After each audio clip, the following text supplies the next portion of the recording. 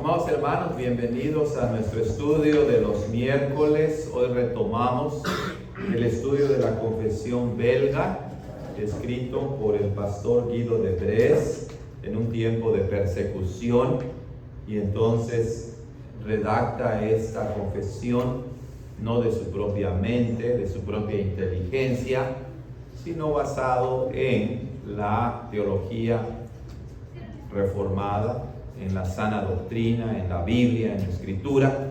Y entonces reúne esa confesión muy hermosa.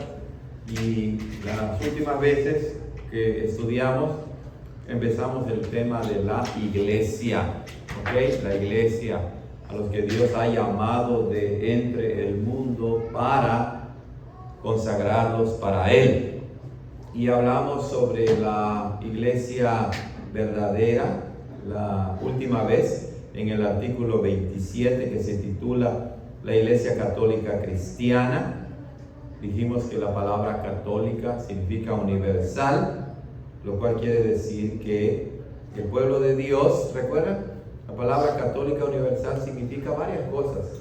Dijimos que primero significa que todos los verdaderos cristianos que pertenecen a la iglesia esperan su salvación solamente ¿de quién?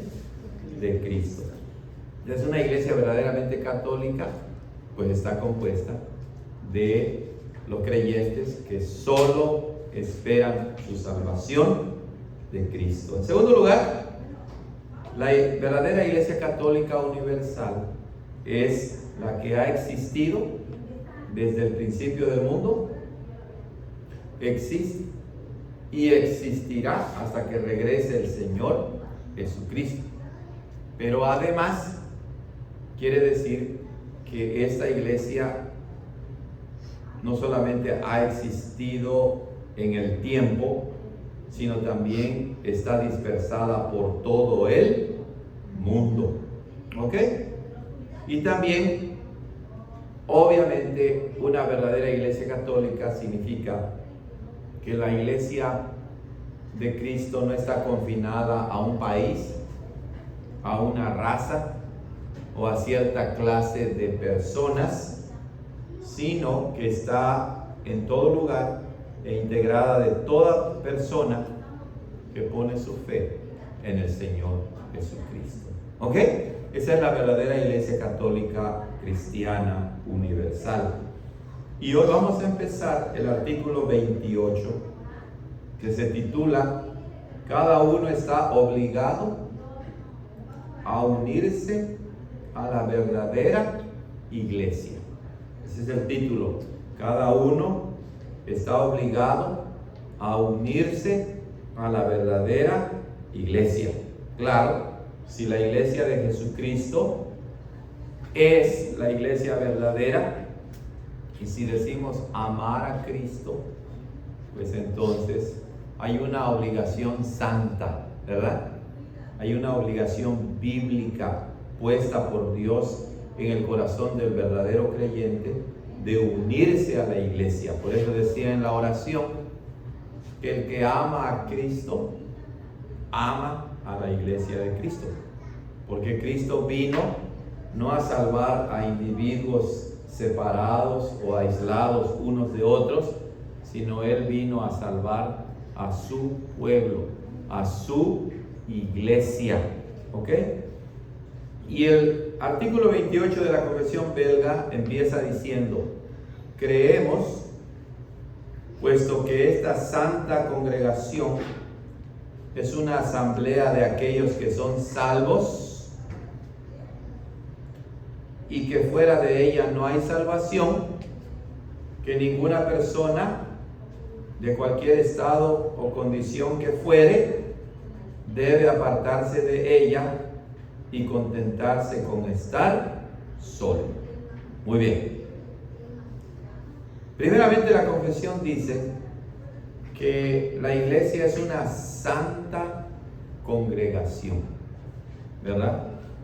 Eso quiere decir que una marca, un atributo de la iglesia verdadera es que es santa.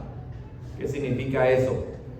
Santo significa alguien que ha sido apartado del pecado y consagrado para Dios. Pero también la palabra santo significa que la santidad de la iglesia, la santidad de los cristianos, no es suya propia, sino que viene ¿de quién? De Cristo. La santidad de Cristo le es regalada a la iglesia, le es dada, le es atribuida legalmente, no nada más como una decisión personal de Jesucristo, no, sino que Él nos ha dado su justicia porque ese es el pacto que Dios hizo con Él para redimir a su iglesia. Entonces, la santidad de Cristo es la santidad de la iglesia, atribuida, puesta a nuestra cuenta. Y claro que eso se deriva en la consecuencia de que entonces también debemos vivir en santidad. Somos santos ya por un lado en Cristo, pero también estamos llamados a vivir santamente. ¿Y qué significa vivir santamente? Significa ser guiados por el Espíritu Santo por medio de ¿qué? De la palabra de Dios. Entonces, vivir en santidad tiene la idea de que el cristiano acomoda su vida de acuerdo con la palabra de Dios, que obedece la palabra de Dios, porque la palabra de Dios contiene la voluntad santa de Dios. Entonces, cuando vivimos en santidad, significa que el Espíritu Santo nos ilumina para vivir de acuerdo con los santos mandamientos de Dios. Obviamente eso significa que nos apartamos de todo aquello que esté en contra de la palabra de Dios. Porque el pecado básicamente, ¿qué es? El pecado es vivir en contra de los mandamientos de Dios. Entonces, es una santa congregación.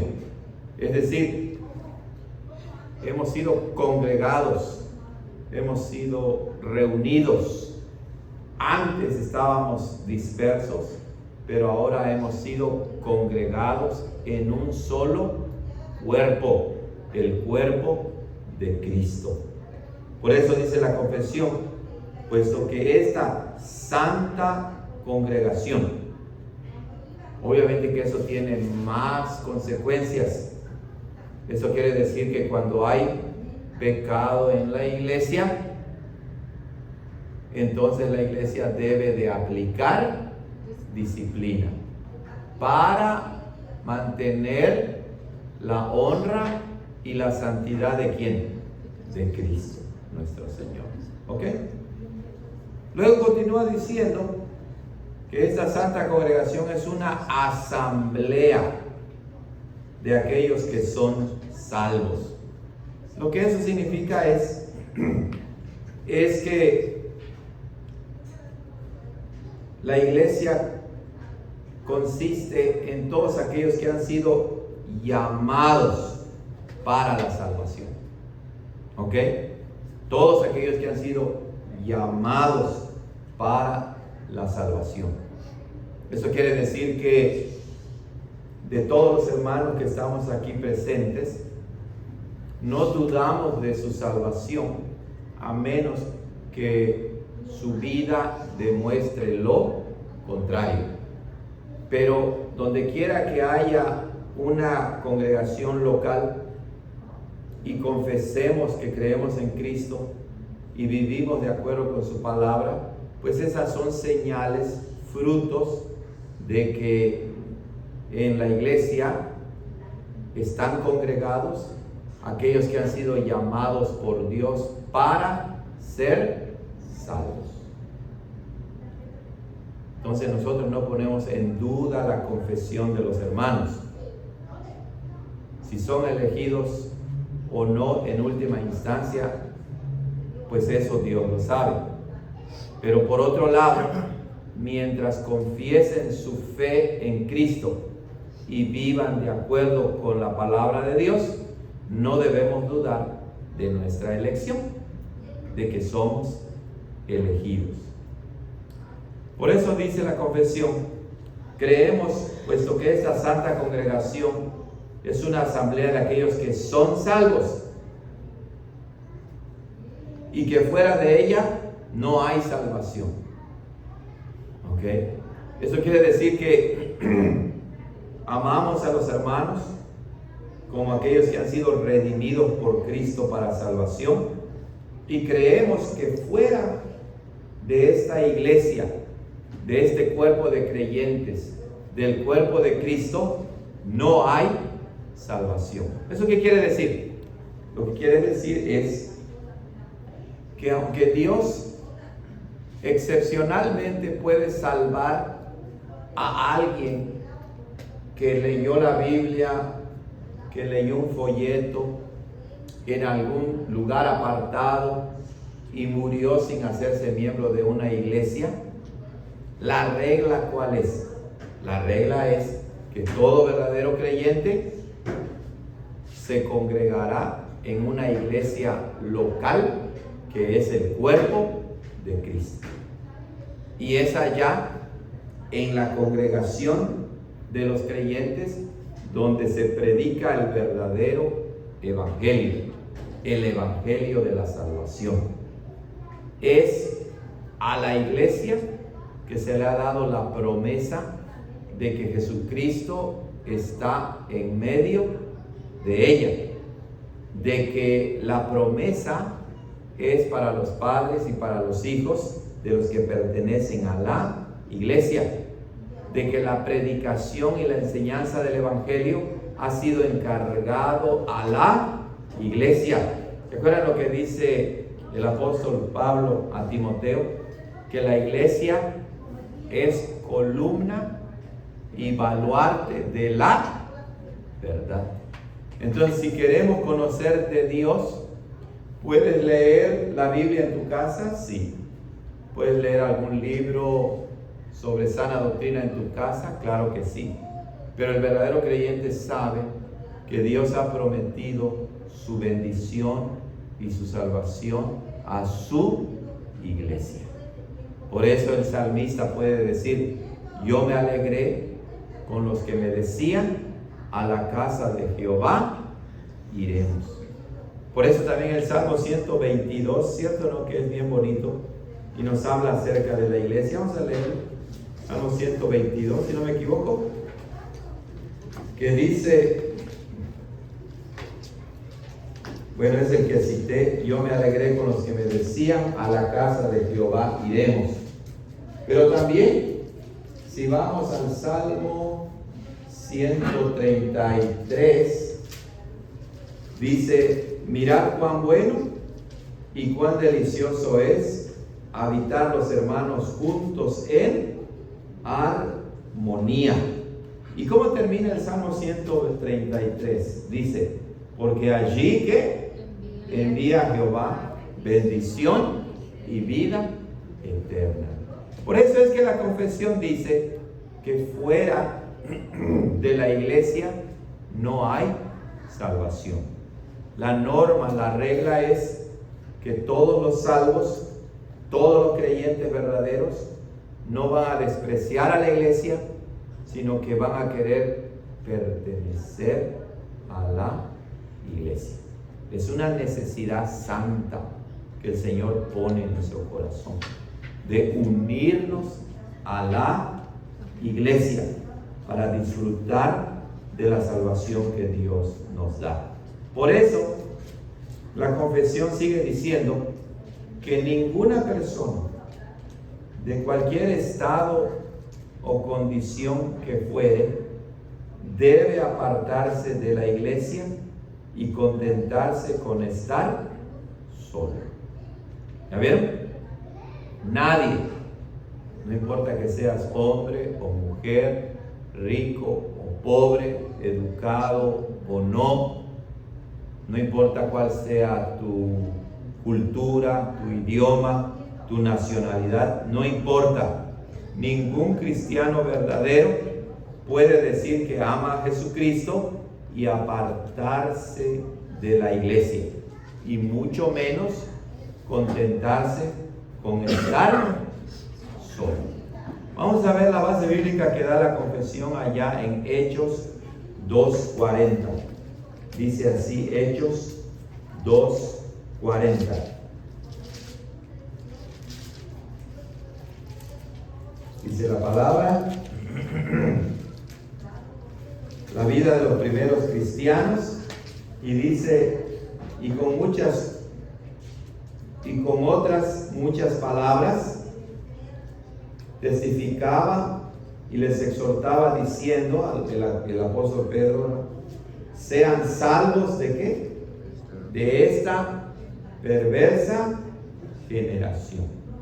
¿Ya vieron? Entonces, el verdadero cristiano no va a apartarse de la iglesia y vivir en medio de una generación que es perversa. Esa es la idea, esa es la fuerza del versículo, que un cristiano no puede decir voy a vivir apartado de la iglesia, sin pertenecer a la iglesia, porque fuera de la iglesia hay una generación perversa, hay una generación malvada que no ama a la iglesia. Vamos a ver lo que dice Isaías 52:11. Isaías 52, versículo 11. Dice la palabra del Señor ahí, y esa es una palabra que se cita en el Nuevo Testamento también. Y el profeta, Dios a través del profeta dice, apartaos, salid de ahí, no toquéis cosa inmunda, salid en medio de ella, purificaos los que lleváis los utensilios de Jehová. ¿Ya vieron? Es una exhortación al pueblo de Israel a no mezclarse con las naciones de alrededor. Y este versículo es citado en el Nuevo Testamento, en 2 de Corintios 6:17. Vamos a leerlo, 2 de Corintios 6:17. Dice la palabra ahí, el Señor hablando el apóstol Pablo acerca del matrimonio entre creyentes. En el versículo 16 dice, porque ustedes son el templo del Dios viviente, como Dios dijo, citando el Antiguo Testamento también, habitaré y andaré entre ellos y seré su Dios y ellos serán mi pueblo. Por lo cual, vean cómo lo aplica ahora a la iglesia, salid en medio de ellos y apartaos, dice el Señor, y no toquéis lo inmundo, y yo os recibiré y seré para ustedes por padre, y ustedes me serán hijos e hijas, dice el Señor Todopoderoso. Por eso la confesión de fe dice que nadie debe apartarse de la iglesia, ni mucho menos contentarnos con estar solos. No hay ninguna gloria, ningún beneficio en vivir apartado de la iglesia, en vivir solo. Todo verdadero creyente anhela con todo su corazón ser miembro de la iglesia. Entonces, este es el lado negativo, por así decirlo. ¿Y qué es lo positivo? Dice la confesión, sino que todos los hombres y mujeres, tienen el deber ineludible de incorporarse y unirse a Él.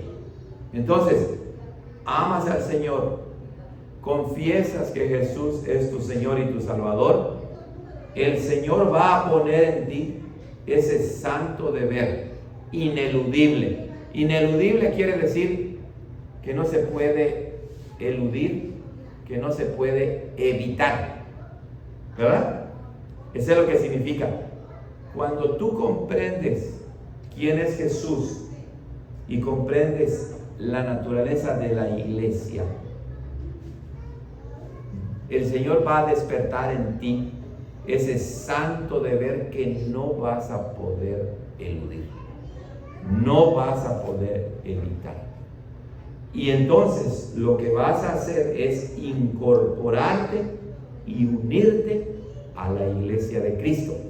Y la iglesia de Cristo es la que está esparcida en todo lugar y también de manera particular en un lugar donde Dios te llama para que te congregues, para que te hagas miembro de la iglesia. Por eso la confesión dice que todos los hombres tienen el deber ineludible de incorporarse y unirse a la iglesia. Eso es importante, hermanos, a la luz de la sociedad en que vivimos actualmente. Una sociedad de individualismo, de vivir solos, de decir no necesito ser parte de una iglesia local. Esa no es la enseñanza de la palabra de Dios. Vamos a ver cuál es la enseñanza de la palabra de Dios ahí mismo en Hechos 2, para que veamos el ejemplo de los primeros cristianos. Hechos 2 y Hechos 4. Dice en Hechos 2, versículo 41. Noten lo que dice.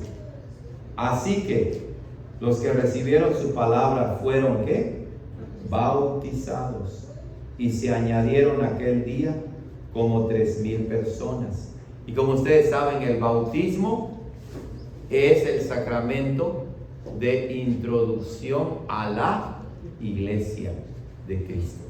Entonces, los primeros cristianos, judíos en su mayoría, dar el paso de ser bautizados era un paso fundamental en sus vidas. Significaba que iban a ser rechazados por los judíos no cristianos, que iban a ser expulsados de la sinagoga, y eso significaba como que perdían su derecho a los beneficios de ser judíos.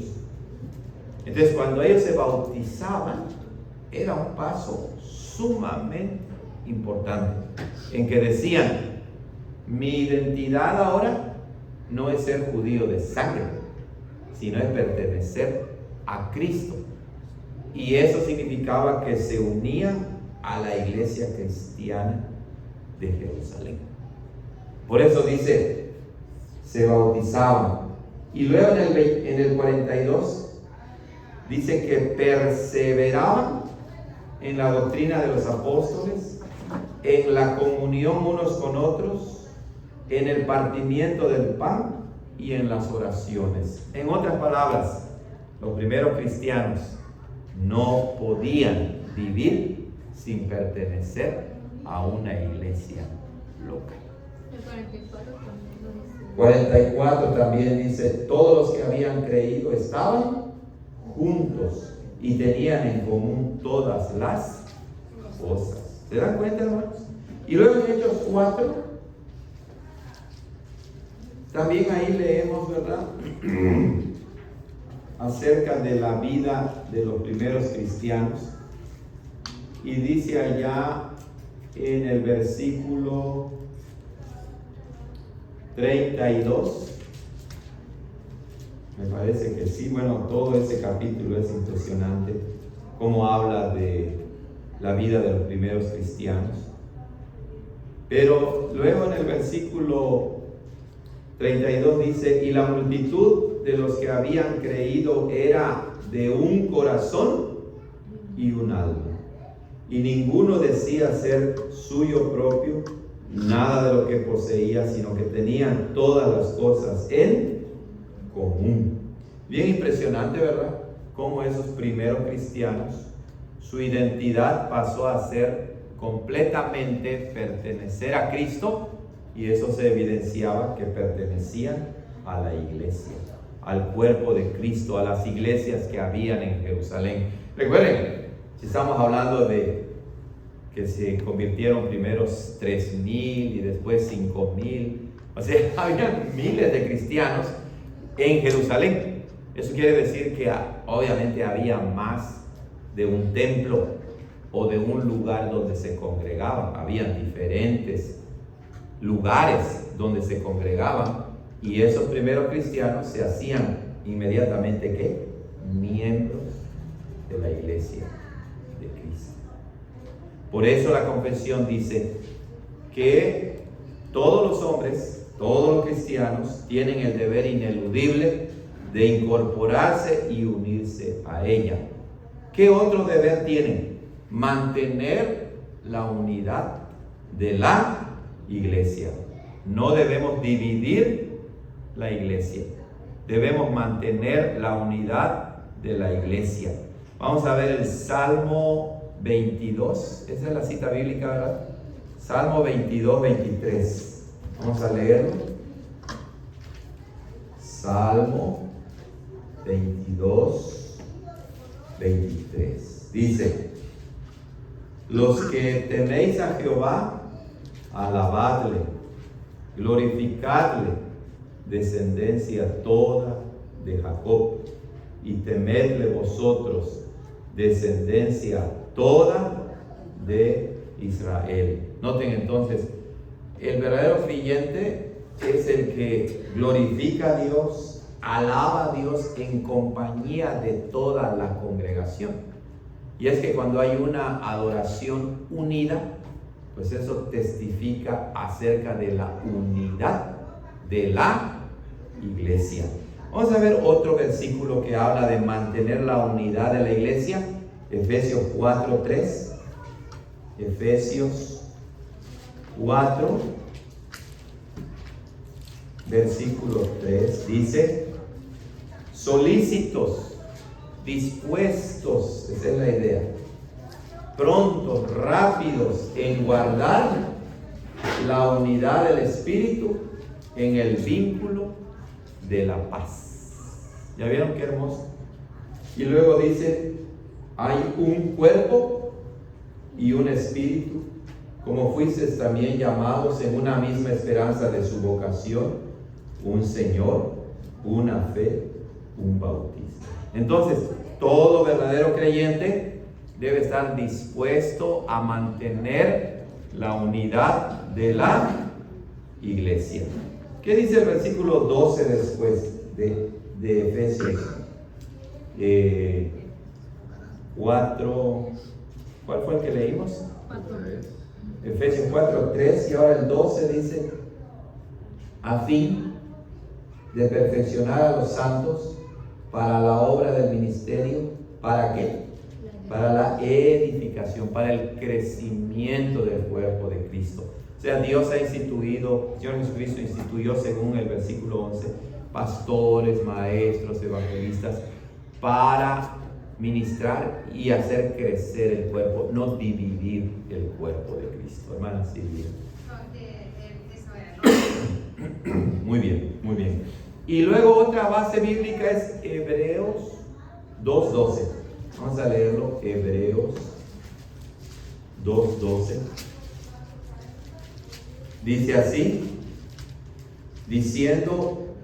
citando un pasaje de la Escritura, ¿verdad? En el Antiguo Testamento del Salmo 22: anunciaré a mis hermanos tu nombre, en medio de la congregación te alabaré.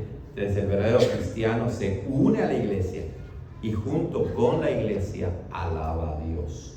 La confesión no lo dice, pero ¿de qué maneras prácticas mantenemos la unidad de la iglesia? Ya vimos algunas de ellas. Por ejemplo, la adoración, ¿verdad?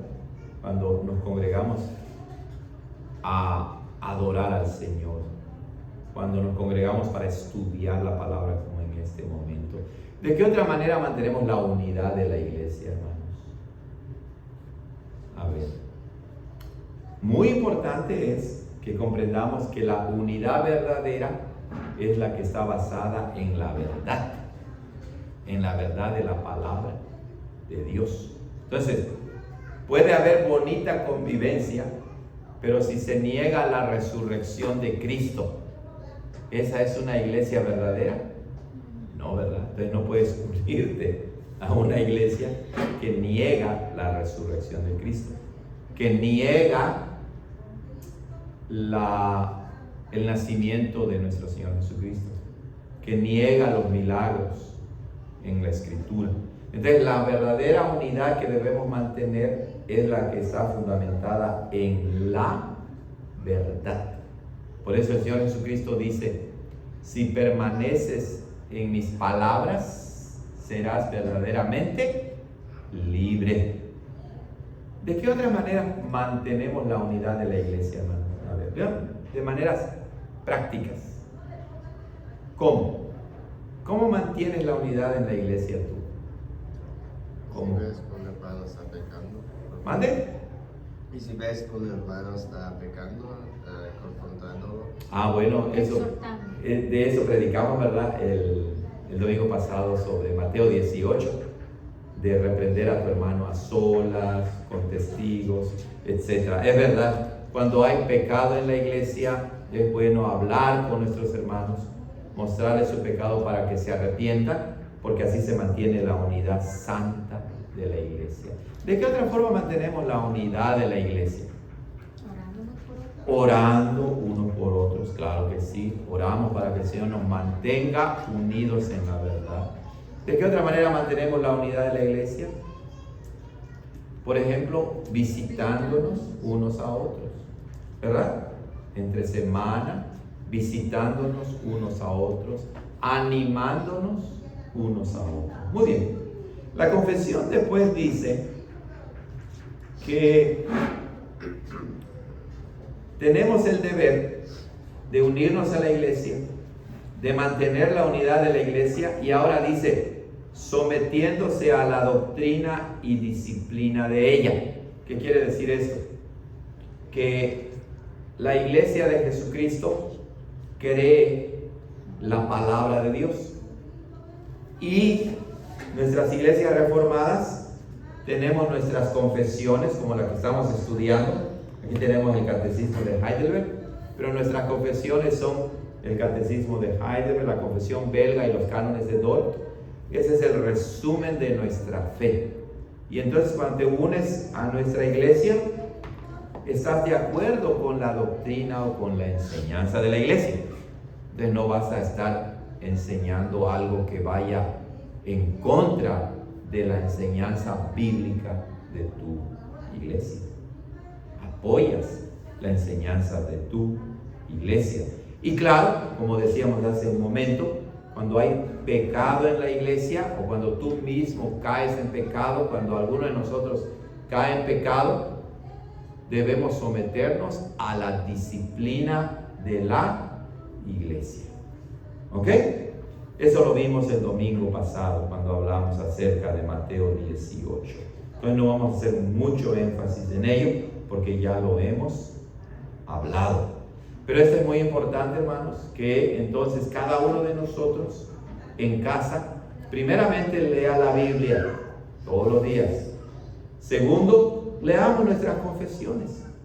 Porque si sabemos lo que creemos como iglesia, entonces no vamos a ser engañados fácilmente por falsos maestros, porque abundan en nuestro tiempo. Por eso es muy importante que a nuestros niños les enseñemos el catecismo como se les enseña cada semana, cada domingo, cada miércoles, cada viernes. Ellos están siendo instruidos para que conozcan la sana doctrina. Y luego dice la confesión que todo creyente debe doblegar sus cuellos al yugo de Jesucristo. Ahí la confesión, Guido de Brez, el autor, está usando esta imagen tomada del mundo de la agricultura, de la vida del campo en Israel, en que para arar la tierra se le ponía un yugo a los bueyes, a los caballos, a los bueyes, un yugo de madera o de fierro, ¿verdad? Y entonces ese yugo se le ponía en el cuello al animal para que no se fuera ni a la derecha ni a la izquierda, sino pudiera arrastrar el arado e ir recto, ir derecho. Entonces, en la Biblia cuando dice que carguemos el yugo de Jesucristo, quiere decir que vivamos de acuerdo con los mandamientos de Jesucristo. Por eso la confesión de fe habla de esta manera. Vamos a verlo en, ¿qué número da? El yugo de Jesucristo, número 4, Mateo 11:29, que es el pasaje más conocido. Dice así, Mateo 11:29: llevad mi yugo sobre ustedes y aprendan de mí, que soy manso y humilde de corazón, y hallarán descanso para vuestras almas. Entonces, llevar el yugo de Cristo quiere decir vivir como Él nos manda que vivamos, con humildad, con mansedumbre, someternos a su autoridad. El Salmo 2 es un salmo muy hermoso que nos habla precisamente de eso. Vamos a leerlo. Salmo 2 dice así, en el versículo 10 hay una exhortación a los reyes. Ahora pues, reyes, sean prudentes, admitan amonestación, jueces de la tierra, sirvan a Jehová con temor y alégrese con temblor. ¿Y qué dice después? Honren, obedecen al Hijo, para que no se enojen y perezcan en el camino. Es decir, en la antigüedad, besar la mano del rey era señal de sometimiento a ese rey. Y esa es la exhortación a todos: besar al Hijo, es decir, honrar al Hijo, someternos a la autoridad del Hijo. Todas estas son características que debe mostrar un cristiano que pertenece a la iglesia. Y vean qué dice después: y como miembros mutuos del mismo cuerpo, sirviendo para la edificación de los hermanos, según los talentos que Dios les haya dado. Noten qué bonito es esto. La confesión no es solamente un documento teológico doctrinal, sino es eminentemente práctico. Eso quiere decir que si Dios te ha dado algún talento, ten por seguro que Dios te va a permitir usarlo para el bien de tus hermanos en la iglesia. Por ejemplo, nos hemos ayudado muchos unos a otros, ¿verdad? Alguien sabe más de mecánica que otros, qué bendición. Alguien sabe más de agricultura que otros, qué bendición. Alguien sabe sobre electricidad, te puede ayudar a arreglar un problema eléctrico. Alguien sabe de plomería, te puede ayudar. Entonces, ser miembro de la iglesia no nada más es profesar la sana doctrina, que es fundamental, sino también es ayudar en la práctica con nuestros talentos a los hermanos que tienen verdaderas necesidades. El evangelio es eminentemente práctico y se debe demostrar en la vida práctica. ¿Ok? Entonces, hasta ahí lo vamos a dejar, hermanos, porque se va el tiempo y ya mi voz ya no me alcanza. ¿Alguna pregunta para terminar esa primera parte del artículo 28? Aquí como Sí, habla hermano. pues de la obligación, se Sí. está refiriendo específicamente a la iglesia local, ¿verdad? O sea, se refiere a toda la iglesia del Señor Jesucristo en el mundo, pero claro, la iglesia de Jesucristo está presente en cada iglesia local. Así Lo es. digo porque Cuando eres salvo es Cristo el que te introduce a su Exacto. iglesia. No es de porque lo haces por obligación. Exacto. Pero sí tienes esa obligación de congregarte. Así es, cuando Él te salva, va a despertar en ti esa santa obligación de decir: quiero pertenecer a una iglesia. Quiero identificarme con los hermanos y hermanas, quiero ser miembro de la iglesia. Por eso hablamos en términos de la confesión, el deber ineludible. Lo digo también porque, Sí. no sé si estoy equivocada, pero cuando se refiere a iglesia, la palabra de Dios, la Biblia, se está refiriendo a la iglesia invisible. Y cuando habla de la iglesia visible, habla de congregación. O sea, esa es una distinción útil, pero cuando leemos la Escritura casi siempre se refiere a la iglesia de Cristo como la vemos manifestada en nuestras propias congregaciones locales. Pero claro que sí tiene ese aspecto, ¿verdad?, de la iglesia católica universal, como también de los elegidos que solo el Señor conoce. Pero la obligación del creyente es con la congregación local, ¿verdad?, con pertenecer a una iglesia local que creemos que es la iglesia de Jesucristo, parte del cuerpo mayor de Cristo que está esparcido por todo el mundo. Correcto. Así que ahí es, hermanos, esa santa obligación. ¿Sientes en ti esa santa obligación? Pues entonces únete a la iglesia. ¿Alguien más? ¿Algún comentario? Hermano. Como dice, la Biblia de los primeros cristianos no tenían, en principio está ahí, ¿verdad? Cuando los textos que leímos, y no estaban pensando en que si querían o no querían, ¿verdad? Exacto. Sino que eso se va desarrollando en el transcurso de los años, y hoy podríamos decir, ellos no tenían que preguntar a cuál me uno, a la reformada, a la Exacto, exacto. no, ¿verdad? Pero el principio para nosotros hoy es decir, pues a la que sea más fiel. Así es, hermanos, así es. Sí, buen punto, como decíamos, ¿verdad?, citando el libro de Hechos. El verdadero creyente, cuando es transformado por Cristo, si has experimentado la gracia de Dios en tu vida, no puedes vivir sin pertenecer a la iglesia. Así de sencillo.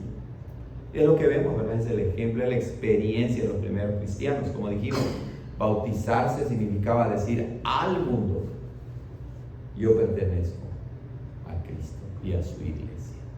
Muy bien. Pero también hay mucho que está limitado a sí mismo a lo que el humano conoce en el momento también. Porque hay muchos cristianos que tienen más interpretaciones o ideas o no lo entienden, entonces no sienten esa obligación, pero en ese momento están... Claro, si Dios actúa de diferentes maneras, ¿verdad? Por ejemplo, hay cristianos que dicen: ay, yo con que crea en mi casa ya. Pero mientras más lean la Escritura, el Espíritu Santo les va a dar esa convicción, como dice la confesión. No pueden contentarse estando solos. Es una contradicción. Porque la Biblia enseña que sí hay que unirnos a la iglesia. Yo creo que cada uno de nosotros en diferentes grados, ¿verdad?, unos más que otros, habíamos pensado que no era necesario hacerse miembro de la iglesia. Pero conforme estudiamos la Escritura y vemos, especialmente en el libro de Hechos, que el Señor a los que salvaba los agregaba a su iglesia, a una iglesia local. Entonces decimos: Señor, ayúdame para que entonces me haga miembro de la iglesia, porque esa es tu voluntad. Muy bien, ¿alguien más? ¿Alguna pregunta? Creo que eso afecta un poco hoy, si lo hacía en estos tiempos, afecta hoy lo que se ve, ¿verdad? Pues decimos, nomás vamos y ya, ¿verdad? Sí. No por decirlo así, ¿verdad? Pero no, es algo que se debe ser conscientemente. Correcto, oficialmente. Y especialmente en nuestro tiempo en que hay muchas falsas iglesias que se llaman iglesias de Cristo. Es muy importante que unirte a una iglesia sea bien pensado, con mucha oración, asegurándote que no vas a estar en una secta, sino que vas a estar en una iglesia verdadera de Jesucristo. Entonces hay que aplicar discernimiento para unirse a la iglesia. Muy bien. Ok, hermanos, entonces vamos a terminar con una palabra de oración, nuestro estudio. Ok, oremos. Padre, gracias por este estudio de la primera parte del artículo 28 de la Confesión Belga. Hemos visto a la luz de tu palabra que todo verdadero creyente tiene el santo deber de unirse a una iglesia local que confiesa la palabra de Dios. Hemos aprendido también que no debemos despreciar a la iglesia. Hemos aprendido que debemos mantener la unidad de la iglesia y que no debemos apartarnos de la iglesia y mucho menos contentarnos con estar solos. También hemos aprendido que debemos someternos a la enseñanza de la iglesia, a la disciplina de la iglesia, al yugo de Jesucristo y también a ayudarnos en la vida práctica unos a otros con los talentos que Dios nos ha dado. Ayúdanos, Señor, para que día a día comprendamos cuán importante es ser miembro de la iglesia. A veces en nuestra vida cristiana tenemos un entendimiento muy superficial de la iglesia y no nos damos cuenta que nuestra identidad es que somos la iglesia de Cristo. Y entonces muchas veces vemos a la iglesia como algo de miércoles, de viernes y de domingos y ya. Lo vemos como un accesorio, pero eso es porque no hemos entendido lo que verdaderamente es la iglesia. Cuando la entendemos, nos damos cuenta que esa es nuestra verdadera familia y que debemos servirte con todo el corazón, apoyando a la iglesia, porque tú eres el dueño y el Señor de la iglesia, es decir, de nosotros, de nuestras vidas, y nos has redimido para salvación. Bendice a cada uno de mis hermanos y hermanas, que cada día crezcamos en amor a Cristo y en amor a su iglesia. En su santo nombre oramos. Amén. Hemos terminado, hermanos. Gracias por habernos acompañado. Que el Señor los bendiga y nos vemos el viernes, hermanos. ¿Ok?